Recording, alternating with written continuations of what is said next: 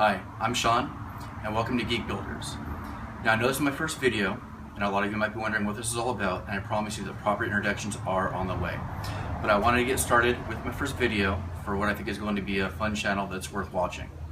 Now I just recently bought a new table saw, and one of the first projects that people make with their table saw is a table saw sled. So that's what I'm doing today. Enjoy. I'm ripping down some 1/2-inch plywood for the base of the table saw sled. I'm just using rough cut plywood since it's for shop use and it's not really for a client. And I'm using some just pennies here into the miter slot that'll help raise up the rails and make it easier to attach to the base of the table saw sled, along with just some light glue that'll hold in place just long enough and have enough tackiness enough so I'll be able to drive some screws through it later to permanently attach it.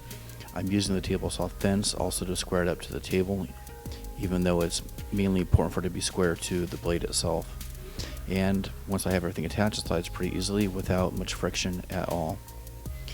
I just need to double check the width of the table saw sled base, which is 36.5 inches. That leaves enough room for the fence that I don't have to take it off the table saw whenever I want to use the table saw sled. Next, I need to rip down the 2x6 piece of lumber that I'm using for the back fence. And if you're wondering why I'm cutting so strangely on the miter saw, it's because I have a dull blade and I've been too cheap to buy a new one. But as long as you take your time, you can get through it. And now I'm just planing down the faces of the fences because I want to make sure they're as flat as possible so I could get it to a 90 degrees to the actual base of the table saw sled, since it's rarely flat when it comes out of the big box stores. And just a quick shot on my dog, who loves playing in the shavings whenever I'm planing down wood.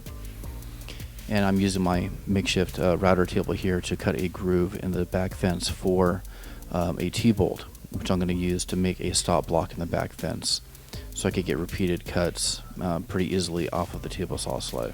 And there's just enough room for the T-slot, or the T-bolt that is. Next, I need to rip down a 1/4-inch sheet of plywood that I'm going to use as the face of the back fence. And once that's ripped down, I'll attach those. I'll attach the 1/4-inch piece of plywood to the face of the back fence here. I'm just using some light glue. I'm also going to be driving screws through this to permanently attach it. And I have to work kind of quickly because you can see how quickly the glue is drying on this day. Day was pretty warm when this is recorded. And just a little bit more light glue on the actual face of the face plate for the back fence. It usually holds pretty quickly. Then I'll need some clamps here. And after about 20 minutes is about all it needs to hold pretty well. A quick tip for anybody that doesn't typically use or doesn't currently own any kind of a countersink for their drill: if you use a drill bit where the diameter is about the same as the screw head, you can use the drill bit as a countersink. Just be careful how far you're drilling down. You don't want to drill too far down that it's not holding the area that's supposed to in the actual wood. Now that that's attached, I have to cut a groove through the fence that will actually let the T-bolt through for the stop block. I should only have to make about 1 or 2 passes this way with the width of the table saw blade to leave enough room for the T-bolt to stick through. And for those of you who've been woodworking for a while, you'll notice the mistake I made when I made that first cut. That first cut should have went down the center of the groove. Instead, I went along the side. Luckily enough, there was still enough ledge on the side that was able to hold the T-bolt in so it doesn't pull out when using the stop block. And right before my camera falls towards the table saw. Now I'm making my first cut into the base of the table saw sled.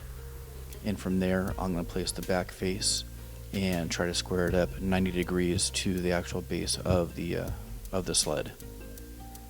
Just using a speed square to check the different areas. The surface of the actual plywood that I'm using isn't 100% flat, so I need to make sure that it's going to be pretty true wherever I put the material on the table saw sled. And now that is set, I just need to make sure that the back fence is square to the actual table saw blade. Luckily enough, it was pretty easy to square up before I permanently attach it with some screws.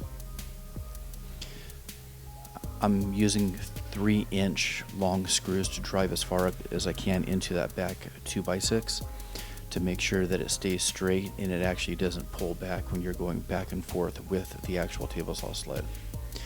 I want to try to make sure that I have screws also on the sides of the cut where the actual saw blade goes, to try to make sure that there's nothing kind of pulling apart when I'm actually using the sled. Next, I'm cutting in the back slot through the back fence, and I'm making a couple of passes through just little by little in order to try to avoid tear out with the blade. Because it's cheap plywood, it splinters apart quite a bit, and I try to make sure that anywhere that the blade is passing through is sanded down quite a bit to minimize on the chip out, and then also on the back side. And after that, just a little bit of poly to help hold the wood together and to prevent any kind of warping, especially since most of this work is done outside. And notice that I have the blue painter's tape over the rails, and that's because I want to make sure that those get waxed really well. So I'll wax on the top and on the sides of the rails, along with just a little bit on the base of the table saw sled itself, in order to help the motion of the travel when you pull it back and forth on the top of the table. And once all that's done, placing it back in the slots, and everything seems to be in place. Alright folks, that's it for this video. Please leave your comments below, and I should have a video out, not this week, but the week after. And that should be my first actual geek related project, so please go ahead and stay tuned for that. Please follow me on Facebook, Instagram, Twitter, and I'll see you guys next time. Thanks.